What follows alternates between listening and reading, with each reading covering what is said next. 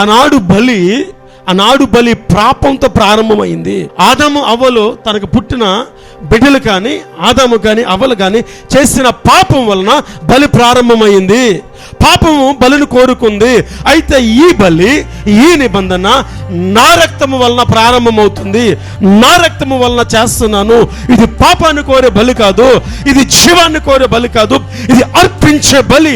ఇది నా రక్తంతో కూడిన క్రొత్త నిబంధన అని బలను తన రక్తముతో నిబంధనతో ప్రారంభము చేశాడు ఆయన.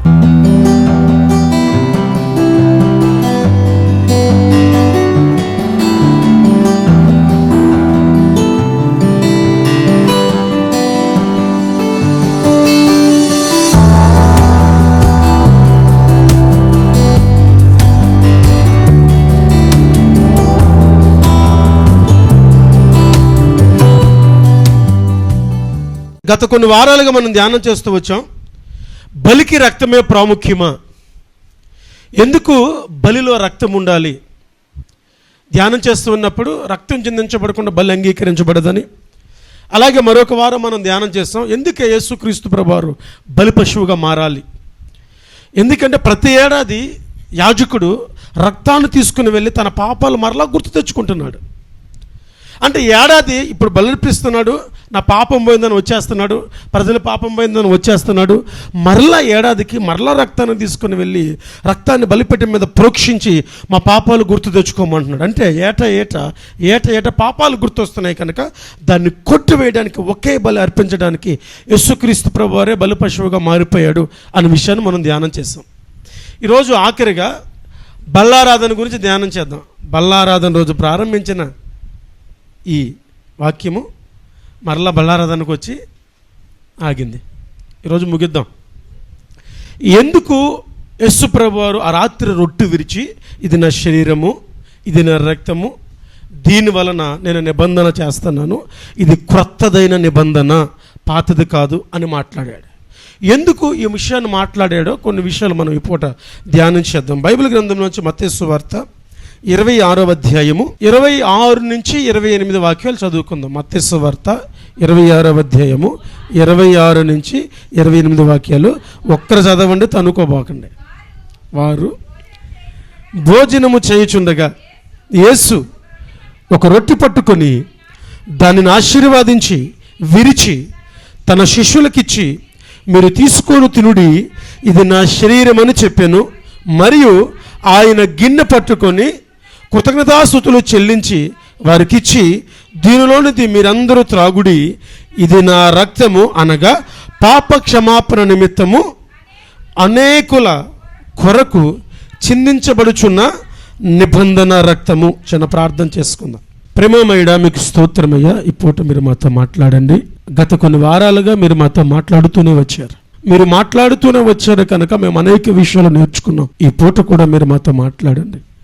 మీరు మాట్లాడకపోతే మనుషుని ఆలోచన ఈ మగును, మీరు మాట్లాడకపోతే మనుషుని ఉద్దేశాలు ఈ మగును, మీరు మాట్లాడకపోతే మనుషులు మార్పు చెందడము కాదు కదా, కనీసము వారి జీవితాల్లో ఇవి నాటబడవు కదా. కనుక ఈ పూట మీరు మాతో మాట్లాడండి. మనుష్యుడైన నన్ను మరుగు చేసి మీ చిత్తము, మీ సంకల్పము, మీ ఉద్దేశము ఇక్కడ నెరవేర్చబడినట్లు మీరు మాతో మాట్లాడమని నజరేయుడగు యేసుక్రీస్తు నామములో అడిగి వేడుకొనుచున్నాము తండ్రి, ఆమేన్. హల్లెలూయా, హల్లెలూయా. ప్రభు బలి ఎలా స్థాపించబడింది, ఎలా ప్రారంభమైందంటే, ఆయన అప్పగించబడిపోయే రాత్రి ఏం చేశాడంటే శిష్యులందరినీ ఒక మేడగదిలో సమకూర్చాడు. వారందరూ మేడగదిలో ఉన్నప్పుడు వారు భోజనము చేసిన పిమ్మట, ప్రభు రాత్రి భోజనము దాంట్లోనే ఉంది. చాలామంది ఆయన రాత్రి పూట ఇచ్చాడు కదా, మీరు పొగలు ఎలా ఇస్తారు అని శనివారం రాత్రే బల్లారాధన ఇచ్చేవాళ్ళు ఉన్నారు చాలామంది. మన గుడ్లూరులో కూడా మనకు తెలిసిన పాస్టర్ గారు ఉన్నారు, చాలామంది తెనాల్లో ఉన్నాడు, 2-3 తెలుసు నాకు పాస్టర్లు.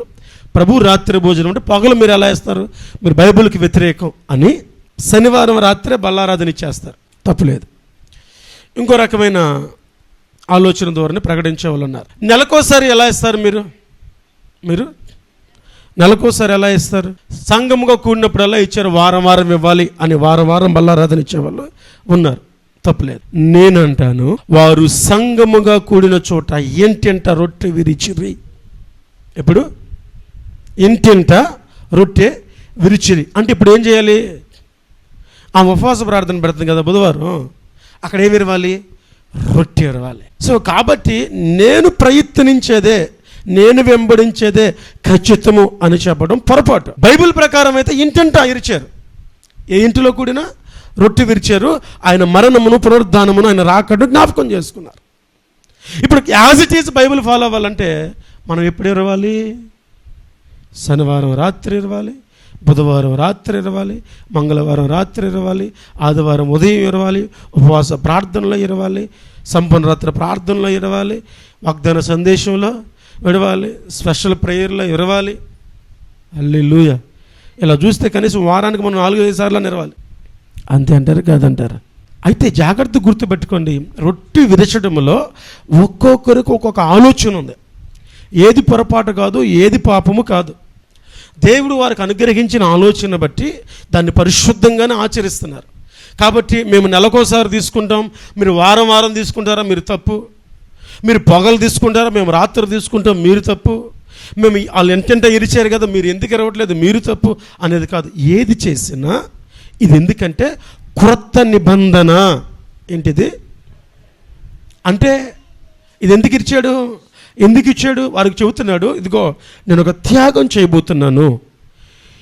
మీ బలులు ఏవైతే చేయలేకపోయినవో, ధర్మశాస్త్రాన్ని వెంబడిస్తూ, ధర్మశాస్త్రాన్ని అనుసరిస్తూ, ధర్మశాస్త్రం మీద ఆధారపడి బలులు, గువ్వలు, కోడెలు తీసుకొచ్చి బలులర్పించే మీరు ఏది చేయలేకపోయారో, మీ బలుల వల్ల ఏ పాపము కొట్టివేయబడలేకపోయిందో ఆ బలిని నేను చేయబోతున్నాను. ఇది క్రొత్త నిబంధన అని చెబుతూ ఆ కార్యాన్ని విరుస్తున్నాడు ఆయన. ఆయనకి రాత్రి సమయం ఉంది, రాత్రి విరిచారు. ఒకవేళ ఆయన పట్టుకోవడానికి పగలు వచ్చిన బహుశా పగలు విరిచేవాడేమో. నా భావన అర్థమవుతుందా? ప్రభు వల్ల ఎలా ప్రారంభమైందంటే ఒక రాత్రి రొట్టె విరుచుడు ద్వారా ప్రారంభమైంది. ప్రభు వల్ల ఎలా ప్రారంభమైందంటే నిబంధన, రక్తముతో అతడు నిబంధన చేయటం ద్వారా ప్రారంభమైంది. ఆయన ఏమన్నాడు?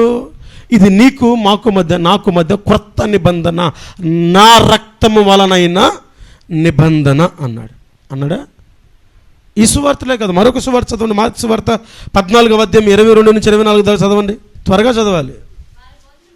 వారు భోజనము చేయుచుండగా ఆయన ఒక రొట్టె పట్టుకొని ఆశీర్వదించి విరిచి వారికిచ్చి, మీరు తీసుకొని తినుడి, ఇది నా శరీరం అనెను. పిమ్మట ఆయన గిన్నె పట్టుకొని కృతజ్ఞతాస్తుతులు చెల్లించి దాన్ని వారికి ఇచ్చెను. వారందరూ దానిలోనిది తాగిరి. అప్పుడు ఆయన, ఇది నిబంధన విషయమై అనేకులకు చిందించబడుతున్న నా రక్తము. ఎందుకంట? నిబంధన విషయమై. అక్కడేమన్నాడు? అనేకులకు చిందించబడుతున్న క్రొత్త నిబంధన. మార్కులు ఏమంటున్నాడు? నిబంధన నిమిత్తమై నా రక్తము.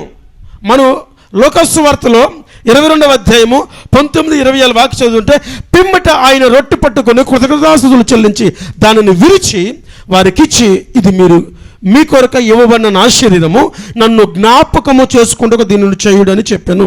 ఆ ప్రకారమే భోజనము చేసిన తర్వాత ఆయన గిన్నె పట్టుకొని, ఈ గిన్నె మీ కొరకు చిందించబడుతున్న నా రక్తము వలనైన క్రొత్త నిబంధన. ఈ 3 స్వార్థల్లో ఈ 3 భక్తులు, మార్కు భక్తుడు కానీ, మత్తయి భక్తుడు కానీ, లోక భక్తుడు కానీ, ఈ 3 ఏం చెప్పదలిచాడంటే, ఆయన ఏం చెప్పాడంటే, ఇది నిబంధన. ఈ బల్ల నిబంధనతో ప్రారంభమైంది. ఆనాడు బలి పాపంతో ప్రారంభమైంది. బలి ఎలా ప్రారంభమైంది? ఆదాము అవ్వలు తనకు పుట్టిన బిడ్డలు కానీ, ఆదాము కానీ, అవ్వలు కానీ చేసిన పాపం వలన బలి ప్రారంభమైంది. పాపము బలిని కోరుకుంది. అయితే ఈ బలి, ఈ నిబంధన నా రక్తము వలన ప్రారంభమవుతుంది. నా రక్తము వలన చేస్తున్నాను. ఇది పాపాన్ని కోరే బలి కాదు, ఇది జీవాన్ని కోరే బలి కాదు, ఇది అర్పించే బలి. ఇది నా రక్తంతో కూడిన క్రొత్త నిబంధన అని బల్లను తన రక్తముతో, నిబంధనతో ప్రారంభము చేశాడు ఆయన. 2, అసలు ఈ బల్ల యొక్క ఉద్దేశం ఏంటి? ఒక మాట చెప్పాలంటే, బలికి సాదృశ్యం. పాత నిబంధనలు మన పితరులు ఏం చేశారో, పాత నిబంధన మందుల మన పితరులు ఏం ఆచరించారో, ఏ ఎడ్ల యొక్క కోడెల రక్తం వారి పాపాలు కడగలేకపోయిందో దానికి సాదృశ్యమైందో ఈ బల్ల, ఆయన శరీరము, ఆయన త్యాగము. ఎలా ప్రారంభమైందంటే తన రక్తము వలన నిబంధన చేసి ప్రారంభించాడు. అసలు దీని ఉద్దేశం ఏంటి అని మనం తెలుసుకోగలిగితే 1 కొరింథీ పత్రిక రండి. 1 కొరింథీ పత్రిక 11వ అధ్యాయము 23 నుంచి 26 వాక్యాల వరకు చదువుదాం. 1 కొరింథీ పత్రిక నేను మీకు అప్పగించిన దానిని ప్రభువు వలన పొంది తిని, ప్రభువైన యేసు తాను అప్పగించబడుచున్న రాత్రి ఒక రొట్టెను ఎత్తుకొని కృతజ్ఞతాస్తుతులు చెల్లించి దానిని విరిచి, ఇది మీ కొరకైన నా శరీరము, నన్ను జ్ఞాపకము చేసుకొనుటకై దీనిని చేయుడని చెప్పాను. ఆ ప్రకారమే భోజనమైన పిమ్మట ఆయన పాత్రను ఎత్తుకొని, ఈ పాత్రలోనిది నా రక్తము వలనైన కొత్త నిబంధన, మీరు దీనిలోనిది తాగునప్పుడల్లా నన్ను జ్ఞాపకము చేసుకున్నట్టుగా దీనిని చేయడని చెప్పాను. మీరు ఈ రొట్టె తిని ఈ పాత్రలను తాగునప్పుడల్లా ప్రభువు వచ్చు వరకు మరణము ప్రచురించుదుము. పౌలు గారు చెబుతున్నాడు, కొరింథీయులారా, ఆయన అప్పగించబడబోయే రాత్రి ఏం జరిగిందంటే, వారు భోజనం చేస్తున్నప్పుడు రొట్టె విరిచి ఇచ్చి తినమని చెప్పాడు. తిన్నాక పాత్రను ఎత్తి నా రక్తం అని చెప్పాడు. ఆయన రక్తము తాగి ఆయన మాంసం తిని, అంటే ఆ శరీరం తిన్న మనం ఏం చేయాలంటే, ప్రభు వచ్చు వరకు, ఎప్పటి వరకు? ఓ గలిలయ మనుషులారా, మీరు ఎందుకు ఆయన చూస్తున్నారు? మీ మధ్య నుంచి ఎచ్చబడిన యేసు ఎలాగ ఎత్తబడినో అలాగే ఆయన దిగు వస్తాడని దూతలు చెప్పారు కదా. 500 మంది పైచులకు మనుషులు నిలిచి ఉండగా ఒలీవ కొండ దగ్గర ఆయన ఎలాగ ఎత్తబడ్డాడో అలాగ దిగు వరకు ఈ వార్తని మనము ప్రపంచమంతటా ప్రచురము చేయాలి, అందుకు ఇది ఆచరించాలి, దీని ఉద్దేశం అది అని చెప్పాడు. దాని ఉద్దేశం ఏంటంటే, ఆయన మరణ పునరుద్ధానమును, ఆయన తిరిగి రాబోతున్నాడు అనే సంగతిని మనము ప్రచురించాలి అనటానికే ఇది ఆచరిస్తున్నామంట. మనం ఎందుకు చేస్తున్నాం తెలుసా? బాప్తీసం తీసుకున్నవాడికి ఒక గోడ కడతాని. బల్ల ఎలా ఎత్తాం మనం? బాప్తీసం తీసుకొని బల్లలో పాల్పొందుకు సిద్ధపడిన వారు లేచి ముందుకు వచ్చి నిలబడిన అనగానే బాప్తీసం తీసుకునే ముందుకు వచ్చేస్తారు. అప్పుడు బాప్తీసం తీసుకునే వాళ్ళు ఏం చేస్తారు? ఉసురుమంటే వెనక్కి వెళ్ళి కూర్చుంటారు. అంతేనా? పౌలు ఏం చెబుతున్నాడు? ఇది అందుకు కాదు. యేసు ప్రభువారు భూమి మీదకి వచ్చాడయ్యా, మీ పాపాల కొరకు ప్రాణం పెట్టాడు, ఆయన తండ్రి వద్దకు వెళ్ళాడు, మరలా తిరిగి రాబోతున్నాడు, ఆయన వచ్చి మరలా మమ్మల్ని అందరూ కొనిపోతాడు. మీరు కనుక ఆయన విశ్వసిస్తే, నమ్మితే, వెంబడిస్తే మీ పాపాలు క్షమించబడతాయి, మీరు పరలోకంలో ఉంటారని ప్రచురము చేయాలి. అందుకోసం ఇది, అది దీని ఉద్దేశం, బల్ల ఉద్దేశం అది. కానీ మనకి తెలియదు ఇది. మనకు తెలిసిందల్లా ఒకటే, రూత్ అంటది వాళ్ళ అత్తతో, నయోమితో, మరణము తప్ప నిన్ను నన్ను ఏది వేరు చేయకూడదని. మనకు తెలిసింది ఒకటే, బల్లారాధన బాప్తీసం తీసుకున్న వాళ్ళని పక్క వేరు కూర్చోబెడుతుంది, పక్కన ఉన్న వాళ్ళని తీసుకెళ్ళి వేరు కూర్చోబెడుతుంది. అది కాదు, ప్రచురము చేయాలి. యేసయ్య రాబోతున్నాడు, యేసయ్య త్వరగా రానయ్య ఉన్నాడు, యేసయ్య వస్తాడు, మనల్ని కొనిపోతాడు. ఇదిగో ఈ శరీరం తింటున్నాం కదా, ఇది ఎవరిది? యేసయ్యది. ఈ పానము తాగుతాం, ఇది ఎవరిది? యేసయ్య రక్తము. అంటే మనం ఏం చేయాలంటే, మన కొరకు ఆయన ప్రాణం పెట్టాడు, బలర్పించాడు, ఎవరు చేయని త్యాగం చేశాడు, ధర్మశాస్త్రము చేయాలని గొప్ప కార్యము, బలులు చేయాలని గొప్ప కార్యము తన శరీరం ముందు చేసి తన రక్తంతో నిబంధన చేశాడు, ఆయన రానయ్య ఉన్నాడు అని ఆ ఉద్దేశాన్ని తీసుకెళ్ళి ప్రకటించాలి. ఇందుకు ఇది మనం చేస్తున్నాం అని ఫస్ట్ సెంచరీలోనే పౌలు చెబితే, నేటికి ఇది 20వ శతాబ్దమా 21వ శతాబ్దమా? 21ఏనా? తెలుగు మీడియం కదమ్మా మేము, మీరు కూడా తెలుగులో చెప్పండి.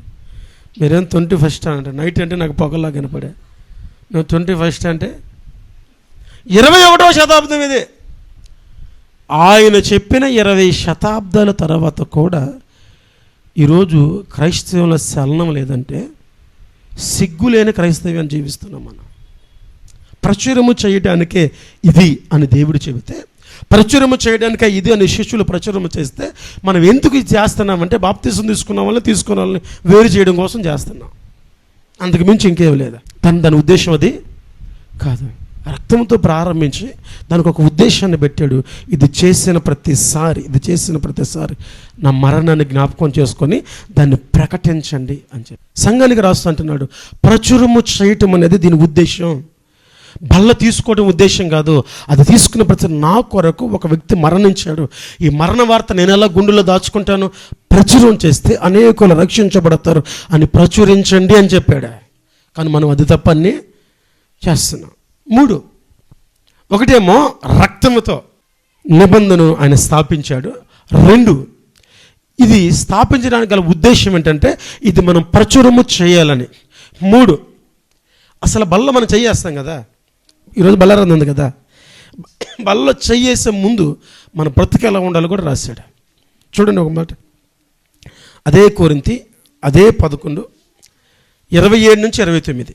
కాబట్టి ఎవడు అయోగ్యముగా ప్రభు యొక్క రొట్టెను తినునో లేక ఆయన పాత్రలోనిది త్రాగునో వాడు ప్రభు యొక్క శరీరమును గుర్చియు రక్తము గుర్చియు అపరాధియగును. కాబట్టి ప్రతి మనుష్యుడును తన్ను తాను పరీక్షించుకొనవలను. అలాగ చేసి ఆ రొట్టెను తిని ఆ పాత్రలోని తాగవలను. ప్రభు శరీరమును వివేచింపగా తిని త్రాగువాడు శిక్షా విధికే తిని త్రాగుచున్నాడు. రక్తము వలన చేసిన ఈ నిబంధన, ప్రచురము చేయవలసిన బాధ్యత కలిగిన ఈ నిబంధన, దీన్ని తాకేటప్పుడు ఏం చేయాలంట, దీన్ని తీసుకునేటప్పుడు ఏం చేయాలంట, అయోగ్యంగా ఉండకూడదంట, యోగ్యుడిగా ఉండాలంట. యోగ్యత అయోగ్యత అంటే యేసు ప్రభువు చాలా స్పష్టంగా చెప్పారు. మీరు అర్పణము అర్పించుచు ఉండగా సహోదరులు ఎవరి మీద మీకు విరోధం ఉందనిపిస్తే అర్పణం అక్కడ వదిలేసి, ప్రార్థన అక్కడ వదిలేసి ముందెళ్ళి సమాధాన పడు అన్నాడు. ముందెళ్ళి బల్ల అంటే అయోగ్యంగా తీసుకునేది కాదు, ఒక నిర్దోషవంతమైన వ్యక్తి శరీరము, ఆయన రక్తం అది. 33.5 ఏళ్ళు భూమి మీద ప్రసవ వేదనను అనుభవించాడు. ఆయన పరిశుద్ధతను కాపాడుకున్నాడు. చెయ్యలేక కాదు, చెయ్యగలిగి ఉండి చేయకుండా బ్రతికాడు పాపాన్ని. తిట్టగలిగి ఉండి తిట్టకపోవటం ఒకటి, తిట్ట లేకుండా తిట్టకపోవటం ఒకటి. కట్టేసిన కుక్క బాగా నదుతుంది, కట్టేసిన కుక్క బాగా నాయంత దీరుడు అంటే గేట్ లోపల ఉంటే గేట్ బయటికి వెళ్తే పతి కుక్కకు భయపడుతుంది, మనం కాపాడాలి దాన్ని.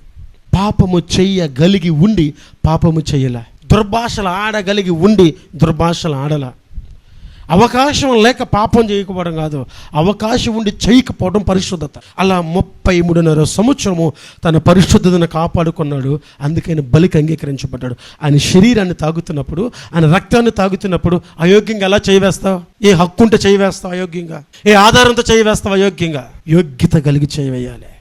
కీర్తనకారుడు ఒక మాట అంటాడు చూడండి, కీర్తనల గ్రంథము 139వ కీర్తన 23-24 చరణాల్లో, దేవా నన్ను పరిశోధించి నా హృదయమును తెలుసుకొనుము, నన్ను పరీక్షించి నా ఆలోచనను తెలుసుకొనుము, నీకు ఆయాసకరమైన మార్గము నా యందు ఉన్నదేమో చూడుము, నిత్య మార్గమును నన్ను నడిపించుము. కీర్తనకారుడు అంటున్న మాట ఏంటంటే, నన్ను నేను పరిశీలన చేసుకోవడం కాదు, నువ్వు చెయ్యి, ఎవరు ఉందామో చూడు అన్నాడు. ఎవరు ఉందామో చూడు నాలో అన్నాడు. దేవుడు చూస్తే లోపం మనలో కనపడతా? యోబు అన్నాడు, ఆయన నా ముందు కనబడితే, ఎవరో దేవుడు నా ముందు కనబడితే నా వ్యాజ్యం మామూలుగా ఉండదు అన్నాడు. ఆయన సుడిగాలిలో ప్రత్యక్షమయ్యాడు యోబుకి. ఇప్పుడు యోబు అంటాడు, నువ్వు 1000 మాటలు మాట్లాడితే నా దగ్గర ఒక్కదానికి సమాధానం లేదన్నా. ముందేమన్నాడు? దిగమను, యాద్యం మామూలుగా ఉండదు అన్నాడు. ఇప్పుడు ఆయన దిగితే ఈయన అంటున్నాడు, నువ్వు 1000 మాటలు మాట్లాడితే ఒక్కదానికి నా దగ్గర సమాధానం లేదు, నీకేం చెప్పగలం మేము అన్నాడు. దావీదు అంటున్నాడు, చూడు, పరిశీలించు, నాలో ఆయాస్కరం అందాం చూడు అన్నాడు. ఎంత దమ్ము ఉండాలి ఆ మాట చెప్పాలంటే, ఎంత భక్తి ఉండాలి ఆ మాట చెప్పాలంటే, ఎంత కాన్ఫిడెన్స్ ఉండాలి ఆ మాట చెప్పాలంటే, చూడు నా జీవితాన్ని చూడు అన్నాడు. దేవుని వాక్యం అంటుంది, బల్లలో చేవేసే ముందు నువ్వు పరిశీలించుకోవాలి, అయోగ్యుడిగా ఉండకూడదు, యోగ్యత కలిగి చేయవేయాలి అన్నాడు. యేసు రక్తము ఏం చేస్తుంది అంటే, బైబిల్లో 1 యోహాను పత్రిక 1:7 చదవండి. ఆయన వెలుగులో ఉన్న ప్రకారము మనమును వెలుగులో నడిచిన ఎడల మనము అన్యోన్య సహవాసము గలవారమై ఉందుము.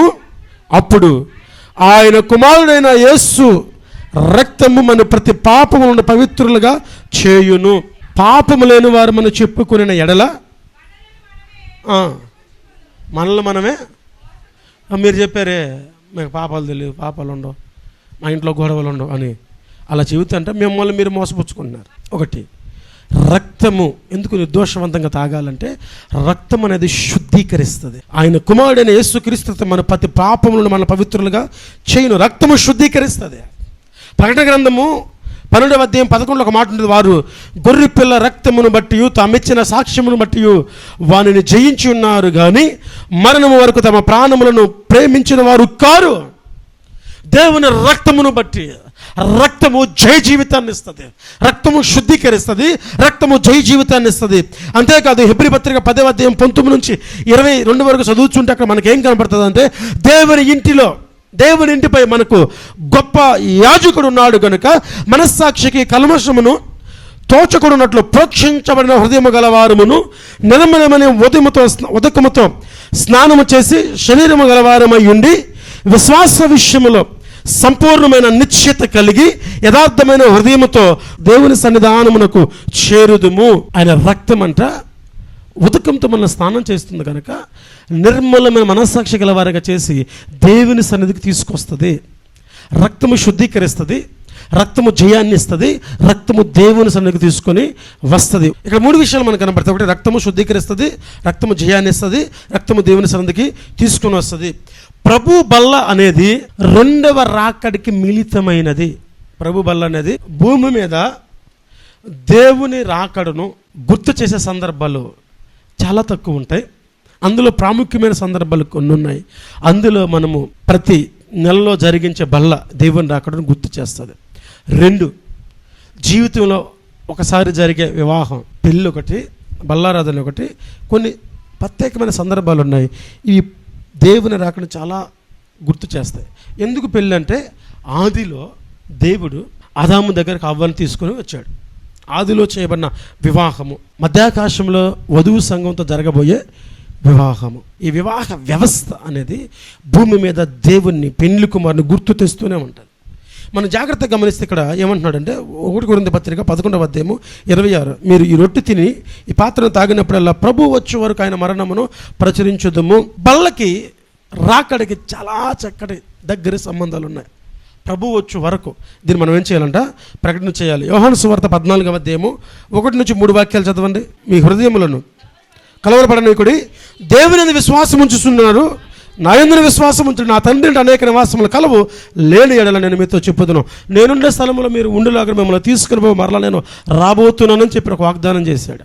ఆయన రాబోతున్నాడు. ఈ బలలో చేవేసినప్పుడు, తింటున్నప్పుడు, తాగుతున్నప్పుడు ఆయన రాబోతున్నాడు, నన్ను తీసుకుని వెళ్ళి ఆయన ఉండే స్థలంలో కూర్చుండబెట్టబోతున్నాడు అనే విషయాన్ని గమనించాలి. భూమి మీద నేను ఎదురు చూస్తున్నా, ఆశతో చూస్తున్నా. ఒకే ఒక ఆశ ఏంటంటే ఆయన ఎప్పుడు వస్తాడో. ఎందుకంటే ఇవన్నీ మర్చిపోతాం, ఇవన్నీ వదిలేస్తాం.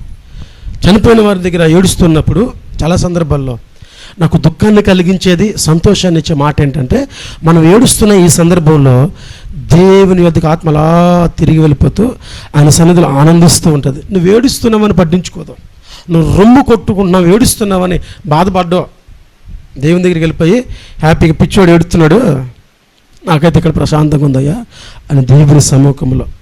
లాజరు చనిపోతే దేవుని దూతలు వచ్చి తీసుకుని వెళ్ళిపోయారు. ఇమాజినేషన్ చేయండి, రేపు నేను చచ్చిపోతే నా కోసం దేవుని దూతలు దిగి రావటం అంతకంటే భాగ్యం భూమి మీద జీవించిన జీవితానికి ఉంటుందా? నేను చనిపోతే నా కోసం సాక్షాత్తు దేవుని దూతలు దిగి వచ్చి నన్ను సెక్యూరిటీ ఎస్కార్ట్స్ అనమాట తీసుకుని వెళ్ళి దేవుని సమ్ముఖం ముందు నిలబెట్టే దానికంటే యోగ్యమైన జీవితం. ఆ నిలబడిన చోట నన్ను చూడగానే బలా నమ్మకమైన మంచి దాసుడా అని పిలిచి ఆ పిలుపుకున్న వాల్యూ భూమి మీద ఏమి ఇస్తే ఉంటుంది, ఏమి ఇస్తే వస్తుంది. దానికోసం బ్రతుకుతున్నా నేనైతే. మీరు దేనికోసం బతుకుతుంది నేను ఎరగను, కానీ నేనైతే ఆ 2 సందర్భాలు నా జీవితంలో జరగాలను. 1, నేను మరణించిన క్షణాన దేవుని దూతలు నా కోసం రావాలి. 2, నేను పైకి వెళ్ళిన క్షణాన బలా నమ్మకమైన దాసుడా నీకు నేను ఇచ్చిన దాంట్లో నమ్మకంగా ఉన్నావు అని ఒక్క మాట. అంతకు మించిన జీవితం మరొకటి ఉంటుంది. మరి ఎందుకోసం బతుకుతున్నారు మీరు? అది మీ విజ్ఞతకు వదిలేస్తుంది. ఈ భూమి మీద నేను బ్రతికేదైతే ఈ 2 విషయాల కోసం. ప్రకటన గ్రంథము 19వ అధ్యాయము 7 నుంచి 9 వాక్యాలు. ప్రకటన 19, 7 నుంచి 9 వాక్యాలు. అప్పుడు మరియు ఆమె ధరించుకున్న ప్రకాశమైన నిర్మలమైన సన్నపు నారణ బట్టలు ఆమెకి ఇవ్వబడెను. అవి పరిశుద్ధుల నీతి క్రియలు. మరియు అతడు నాతో ఇలాగు సెలవిచ్చెను, గొర్రె పిల్ల పెండ్లు వెందుకు పిలువని వారు ధన్యులను వ్రాయము. మరియు ఈ మాటలు దేవుని యథార్థమైన మాటలను నాతో చెప్పాను. జాగ్రత్తగా వింటే, ఒక యజమానుడు పెండ్లి విందు సిద్ధపరిచాడు, చాలా మందికి ఇన్విటేషన్స్ ఇచ్చాడు. తీరా పెళ్లికి రెడీ అయితే ఎవరు లేడు లోపల. పనుని పిలిచి ఏర్రా అని అడిగాడు.